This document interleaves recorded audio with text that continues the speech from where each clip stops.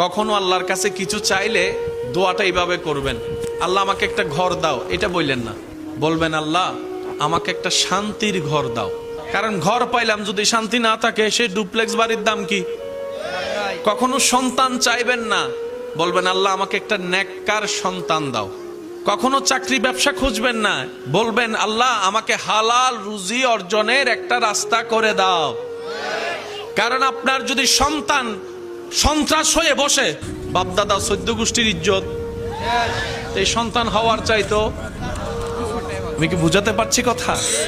এবার দেখেন আল্লাহ এমন দয়াবান, যারা নামাজ পড়ে তাদেরকেও দেয়, যারা নামাজ পড়ে না তাদেরকেও দেয়। কিন্তু দুই দেওয়ার মধ্যে পার্থক্য আছে। যারা আল্লাহর শুকরিয়া করে তাদেরকে আল্লাহ বাড়িয়ে দেয় এবং পরকালের সওয়াবও দেয়। এটা সবাই পায়? এটা সবাই পায়? তো এমন একজন